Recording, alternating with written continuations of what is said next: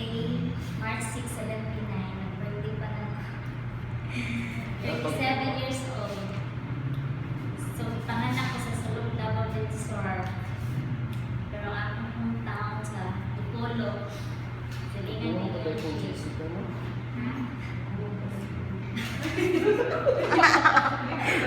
Okay na sir. Ang akong background ay wala akong tagal dito college. Second year ako sa MBA sa Miss. Of course, ikuha accountancy. Tapos nakinyip.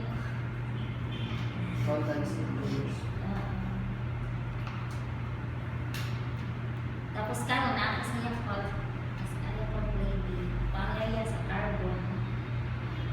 So, diyon sa pag-invite sa Lusana sa Facebook. Long close friend na ako sa Imanshi. Tapos, nag-commit lang niya sa Facebook.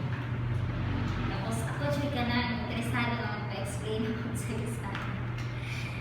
Kaya, daghan mo ko ka na, gusto siya ko at first ka na opportunity sa business. So, maon ko, pag-introduce niya, wala ko siya kwarta. Wala ko kwarta. So, tapos siya mong ipahurang masayang credit card. Maon ko, na-sign ko. Na-enroll ko last August, yun no? August.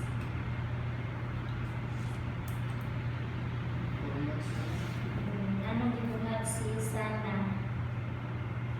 At first, unahan kayo siyang products. Kaya needs mo na po siya. Hindi kaya stress kayo ko kayo. Pag-tingnan ko sana siya mo ko.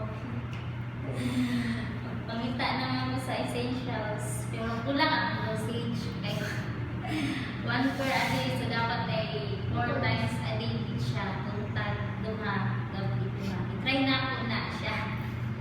Energetic kayo ko. Check ko ka po yun. Magtinda ko po ko tama na lang sa cheese. Sad to say lang kay kung ang yapot pa on and off. So, actually karon ka ng financially sila ang problema. Ngayon, on off magod ang yapot. So, sana di ka survive kung wala kay another income ba para sa auto-order. So, nag-stop ko karon. Ang ako ay yung i-goal naman sa December na makabayad ko sa tanang nakutang yung shit.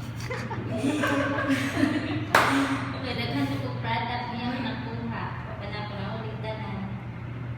So, gusto na ako, maliliho po dyan ako by hook or by crook. Sa December, i-activate siya na ang account para income. Anak ko daghan mga prospect, nag-waiting na lang sila money.